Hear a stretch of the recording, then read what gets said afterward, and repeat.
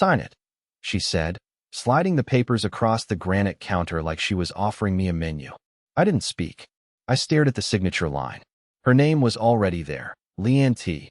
Morgan, scrawled with the same smooth confidence she used to sign birthday cards and PDA forms. She wasn't even pretending to cry. Instead, she sipped her coffee. Slow. Silent. That smirk crawling across her face like a secret she couldn't wait to cash in. And all I could think about was how I'd cleaned the gutters that morning.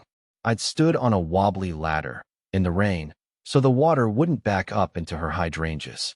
I did that for the woman now divorcing me over coffee. I made it easy for you, she said, almost gently. No lawyers. Just sign and we can both move on. I nodded like I was considering it, like I didn't already know. But here's the part she didn't expect. She had used his printer. The guy she thought she was being careful with. The guy who, for some reason, lent her his home office while his wife was away. The guy who didn't clear his print queue. Yeah, I saw everything. I saw her unsigned draft. And his edits. His little notes in the margins. His comment. Make sure he signs before Friday. I already told Julia we'd start packing. I never confronted her about it. Not directly. Not yet. Instead, I looked at her, sitting there in her cozy vibes-only sweatshirt, sipping coffee like she didn't just set fire to my entire life, and I said, let's see how cozy your lover feels when I send this to his wife. She froze. Just barely. A blink, maybe. But I caught it. A tremble in her coffee cup. A twitch in her cheek. She tried to recover. You're bluffing. I smiled. Picked up my phone. Opened the draft email I'd written at 3:12 a.m. and showed her the attachments. Photo. Message thread. GPS report. Divorce agreement with her signature, edited by him. She didn't smirk anymore. And I hadn't even hit send. Yet. Leanne didn't say a word for a solid 10 seconds. Just stared at my screen like it was a gun pointed at her life. And I guess, in a way, it was. She reached for her mug again, but her hand wasn't steady this time. She kept glancing at the email draft, the one I'd left wide open on my phone, just daring her to try and take it from me. The silence was everything I needed. I leaned in closer and asked, quietly, you told him I'd fold, didn't you? You really thought I'd just sign and disappear? She tried to answer, but all that came out was a scoff. A weak one. Her confidence had slipped out the back door without her noticing. I stood up, took my phone with me, and calmly walked out onto the porch. The air hit different. Colder. Cleaner, even. I sat on the swing she used to beg me to fix. Funny how suddenly I didn't care if the chain snapped beneath me. I stared at the email one last time. I had attached everything. Photos of her car parked outside his house overnight. A bank statement showing a $900 hotel suite charged to our joint card. A voicemail she left him that started with, I hate sleeping next to him, and ended with, you make me feel alive again. I didn't need to say anything else. I hit send. And exactly 6 minutes later, I got a reply. Who is this? Was the subject line. Is this a joke? Are you saying my husband is seeing your wife? Please tell me this is a prank. Her name was Sarah, and she wasn't joking. I replied with the bare facts. No ranting. No drama. Just links, files, and a short message. I didn't want to believe it either. While I waited for her next message, Leanne came outside. She didn't look furious, she looked lost. Her face had gone pale, like she'd just realized the ground beneath her was cracked and sinking. She opened her mouth to speak, but I raised my hand. Don't, I said. Not now. Not when she's reading the truth. You don't know what you're doing, Leanne snapped. You're ruining lives. That one made me laugh. Loud. It echoed off the porch beams. No, Leanne, I said. You ruined lives. I'm just turning the lights on so people can see what you've done. My phone buzzed again.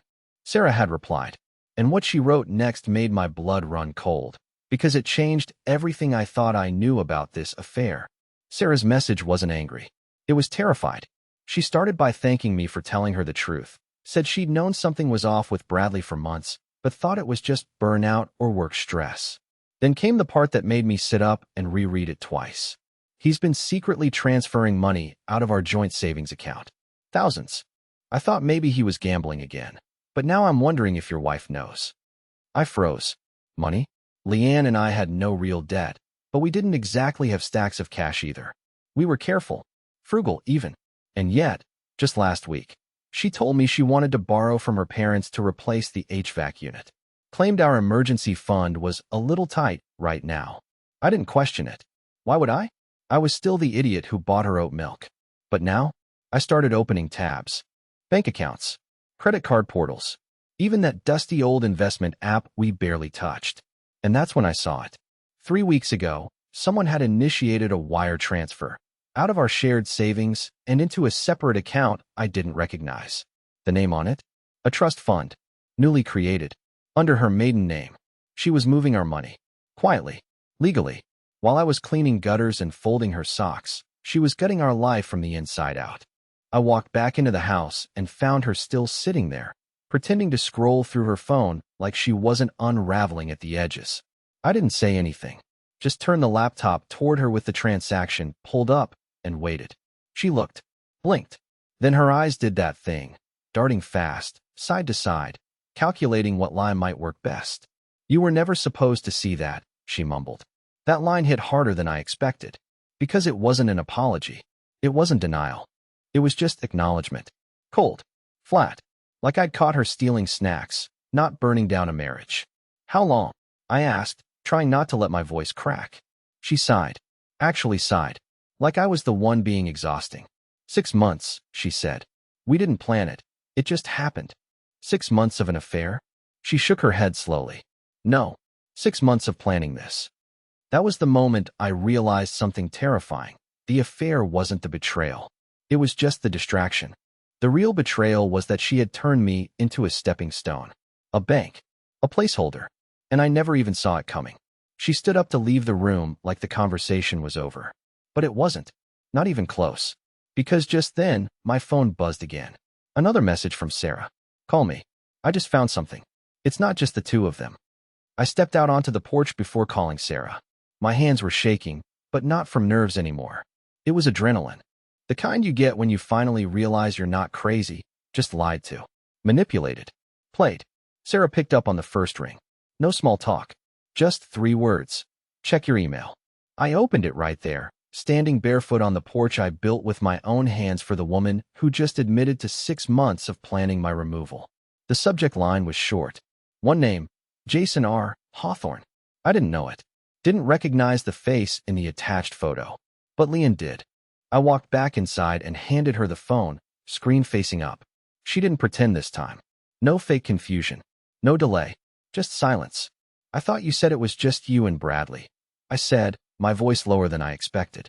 She didn't answer. "Who the hell is Jason?" Her face twisted, like someone caught between pride and panic. And then, she laughed. "I guess Sarah's been busy," she muttered. Then sat back down like this was a game of chess she still thought she could win. That's when the unraveling began. Turns out, Jason wasn't some fling.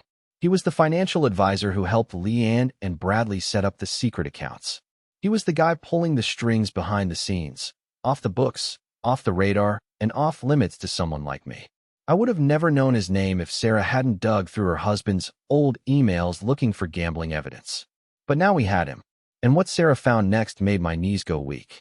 She forwarded another email thread, one between Jason and Bradley, where they discussed transitioning the assets before the deadline and keeping the idiot husbands quiet until things settle. Plural. Husbands. Bradley was helping Leanne move my money. Jason was facilitating it. And now there was the implication of more. Other wives. Other schemes. I sat down, stunned. She didn't just cheat. She joined something. Sarah and I talked for over an hour that night. We compared notes, synced files, built a timeline. And slowly, a pattern started to emerge. Leanne wasn't the only one. Bradley wasn't even the ringleader. Jason had done this before, more than once. He built fake trusts, routed money, made it all look clean until the dust settled. Leanne had become part of a playbook. Not just a cheating wife, but an asset mover, a ghost writer of exits, trained to destroy and disappear. And me? I was the practice dummy she tested it on. But they didn't expect me to fight back. Not this version of me. By midnight, Sarah and I had a plan. I didn't sleep. I couldn't. I lay there in the bed she used to call our safe space, wide awake, wondering how many lies had slept next to me. Because tomorrow, we were going after Jason. And if this was bigger than us, then we were going to burn the whole damn structure down, together. The next morning didn't feel like morning. It felt like some weird continuation of a nightmare I'd accidentally learned how to navigate. I was staring at my phone again, scrolling through files Sarah and I had shared overnight. Screenshots, legal filings, contact info. Bradley and Jason had been playing this game for years, and I only realized I was a pawn when the match was already halfway over. Leanne didn't come home that night, didn't message, didn't even try to fake concern. I think she knew the moment she saw that name, Jason R. Hawthorne, that her plan had a hole, a crack, and it was widening fast. I called Sarah at 8:17 a.m. She picked up on the first ring again. She sounded different now, less shaky, more precise. Like whatever maternal instinct she had toward protecting Bradley had officially evaporated. He left the house this morning with 2 suitcases, she said. Didn't say a word. I think he knows. But what she said next made me grip the phone tighter. I checked the security cameras on our front porch, she whispered. There was someone standing across the street around 2 a.m. Didn't move for almost 10 minutes. Just stood there, watching the house. My blood ran cold. Think it was him? Jason's never met me. Why would he come here? She asked, but we both knew that didn't mean anything. I checked my own security feed next. We hadn't touched it in months. Leanne always said it made the house feel like a prison. But when I opened the app, I saw something that made my stomach lurch. Motion alert. 3:12 a.m. A figure in a dark coat walked slowly past our front door, paused by the mailbox, and kept moving. Never looked at the camera. But he didn't need to. He knew it was there. That pause was for me. This wasn't just divorce. It was becoming a chess game with people who moved pieces before we even knew we were playing. I called the number Sarah had for Jason's office. It rang twice. Then a calm, almost robotic voice picked up. This is Hawthorne Consulting. Please leave a message. I didn't leave one. Instead, I called in a favor. My cousin Drew works for a real estate data firm. Gets access to ownership records most people don't even know exist.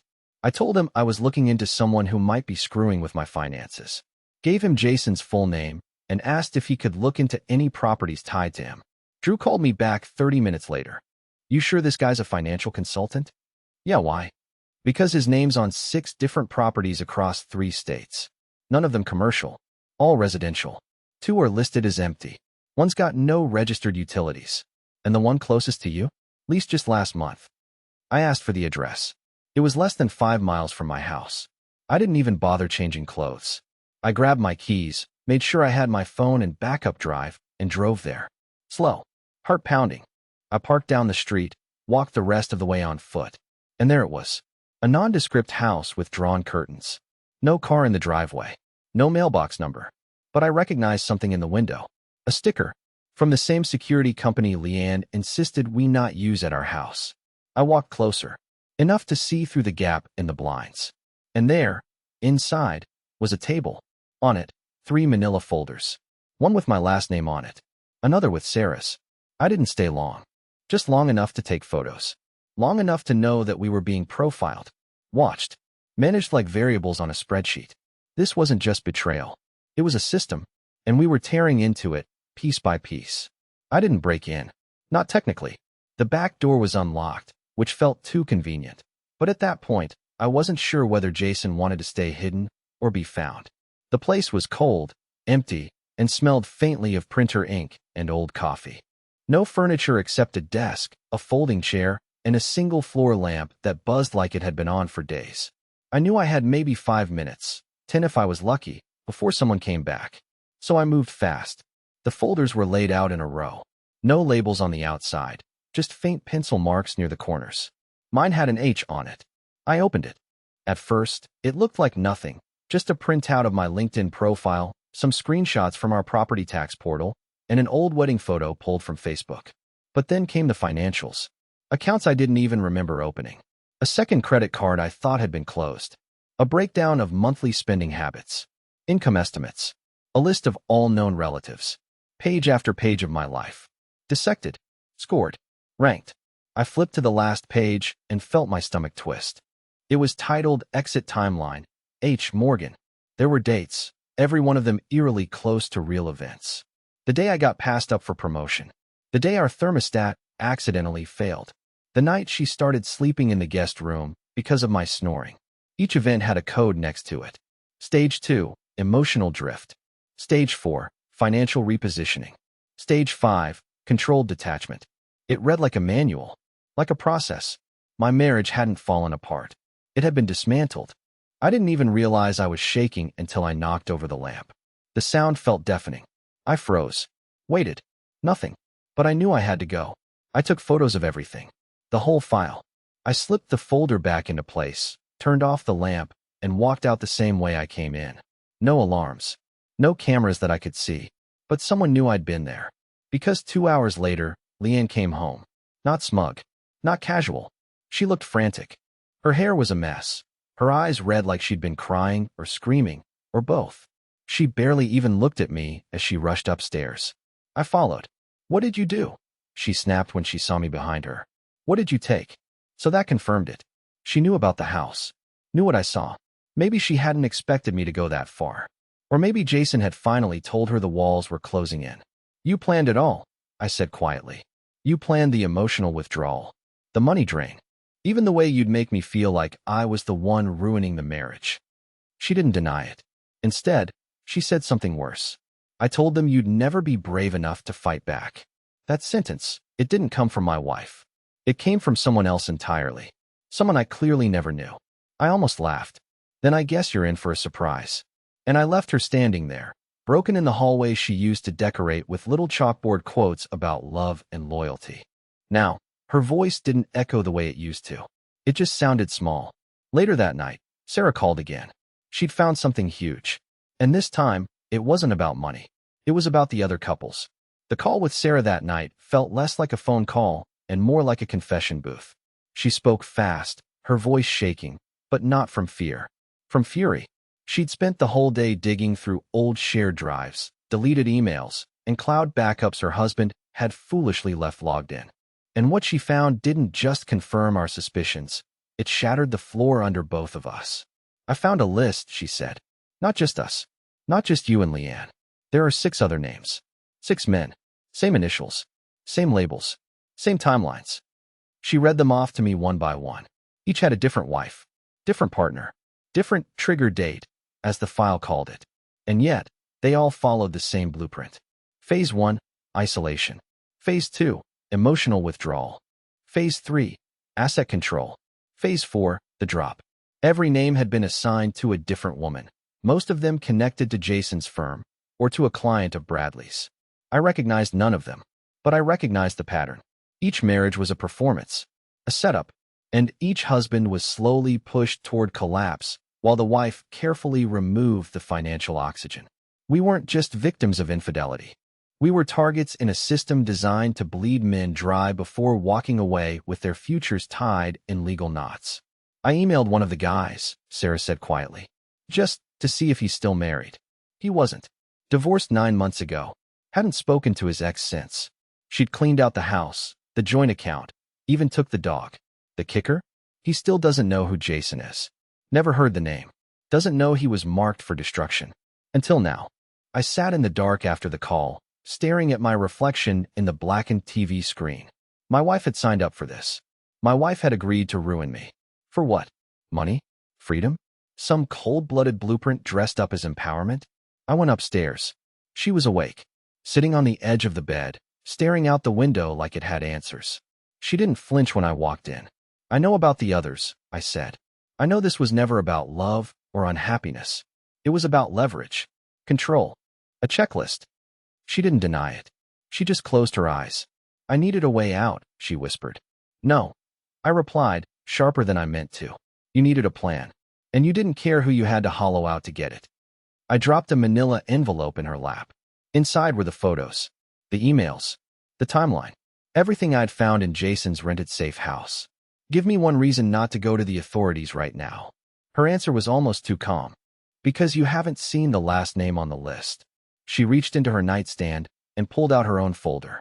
One I hadn't seen, a different color, labeled with initials I didn't recognize. But when I opened it, I saw Sarah's husband listed again. Only this time, he wasn't a participant. He was the designer. It took me a few seconds to understand what I was holding. My eyes scanned the pages, trying to piece it together through the shaking in my hands. Diagrams, contracts, names, case studies. This wasn't just some chaotic affair between broken people, it was a machine. And Bradley, Sarah's husband, the man we thought was just a player in the game, had built it. Not Jason. Bradley. He'd used Jason as a face, as a tool. But the brain behind the operation, the one who crafted the psychological stages, who outlined exactly how to extract assets and sever bonds without raising legal red flags, was the man who'd smiled through dinner parties and shook my hand at a cookout like we were friends. It made me sick. But that was also the moment I knew what I had to do. I met Sarah the next morning at a quiet cafe outside town, both of us carrying folders like spies in a movie. She looked tired. Not just physically, tired in the soul. But when I showed her what Leanne had given me, the anger left her face, replaced by something colder. Focused. "This ends now," she said. Together, we walked into the Attorney General's office later that week. We didn't go to the police, no? This was deeper than a local crime. This was white-collar fraud, asset stripping, identity manipulation. It crossed state lines. It crossed moral lines. It was designed to be invisible. We gave them everything. The emails, the recorded phone calls, the shared folder leaks. Names, locations, timestamps. There was enough to open a full investigation. Enough to freeze accounts. Enough to pull Bradley's mask off. And they did. 2 weeks later, Sarah called me with the news. Indictments were coming. Jason had disappeared, but Bradley didn't. He was arrested at a golf club like some cartoon villain. His expression, according to Sarah, was priceless. Leanne, of course, lawyered up. But she knew it was over. She signed a revised divorce agreement 2 days later. No alimony. No split assets. No fight. Just a quiet line at the end. "I underestimated you." I didn't reply, because I wasn't angry anymore. I wasn't broken either. For the first time in over a year, I was free. I moved out of that house a month later. Got a small place near the woods with creaky floors and no reminders. I started journaling. Walking again. Cooking food just for me. Not because someone expected it. The silence felt heavy at first, but then it started to feel like peace. Last week, Sarah and I met up again. No folders. No documents. Just two people who'd been dragged through the same fire and somehow walked out the other side without burning. She smiled at one point and said, "You look lighter." I do. Because I am. This wasn't the life I planned. But it's mine now. And it's finally honest.